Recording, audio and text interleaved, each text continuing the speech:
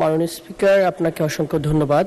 আমার প্রশ্নটা হচ্ছে, সব তো দক্ষিণবঙ্গের প্রশ্ন শুনতেছি, একটু উত্তরবঙ্গের রংপুর অঞ্চলের কথা বলি।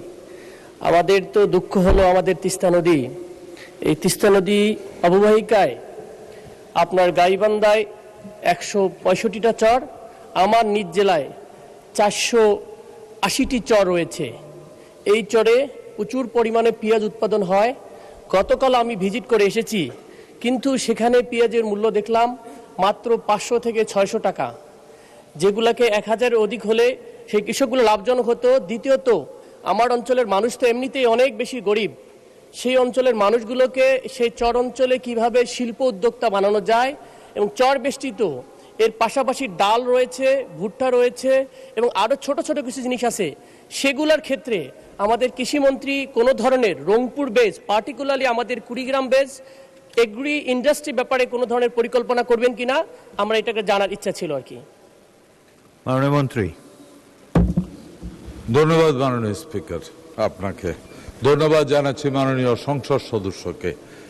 আমরা জাস্ট একটা জিনিস আপনাকে জানাতে চাই, বাংলাদেশের নদীমাতৃক বাংলাদেশ, এখানে প্রচুর চর আছে এবং সবচেয়ে সুখের ব্যাপার হলো এই চরগুলি কিন্তু পলি দিয়ে গঠিত।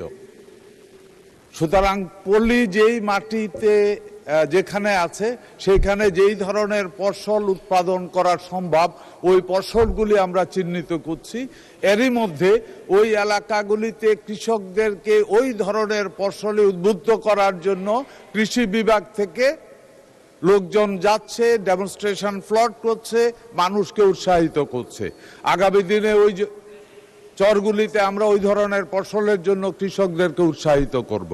আছেন আপনার পেঁয়াজের প্রশ্ন যদি বলি, আমি আমার আগের প্রশ্নে ওইটা জবাব দিয়েছি। বেলে মাটি পেঁয়াজের জন্য সবচেয়ে উর্বর জায়গা। এখানে মূল সমস্যাটা যেটা হয়েছে, আমাদের যে সিজনে পেঁয়াজটা উৎপাদন হয়, সব পেঁয়াজ একসাথে উৎপাদন হয়, ওইটার স্টোরেজ প্রবলেমটার জন্যই আগেই বলেছি 25 থেকে 30% পেঁয়াজ নষ্ট হয়ে যায়। বিধায় কৃষক এই পেঁয়াজ ঘরে রাখতে চায় না, সে মনে করে রাখলেই পচে যাবে, যত দ্রুততম সময় আমি বিক্রি করে দেই। তখন চাহিদার থেকে সরবরাহ বেড়ে যায় এবং দামটা কমে যায়।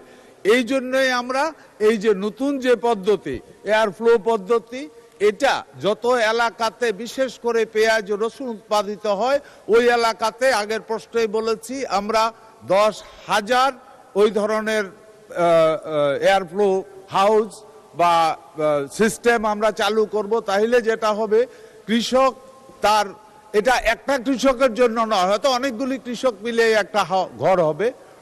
এতে করে যেটা হবে, তার উৎপাদনের পরে এরা সবাই মিলে বাজার খারাপ, বাজারে চাহিদা অনুযায়ী অপেক্ষা করে ওইখানে রাখতে পারবে, 8 থেকে 9 মাস পর্যন্ত স্টোরেজ করতে পারবে। তখন আর কম দামে বিক্রি করার প্রয়োজন হবে না এবং আমি আশা করি কৃষক ন্যায্য দাম পাবে। এটাই বর্তমানে সরকারের মূল পরিকল্পনা। কৃষক যারা আগামী দিনের অর্থনীতির মেরুদণ্ড হবে তারা। ধন্যবাদ আপনাকে মাননীয় স্পিকার।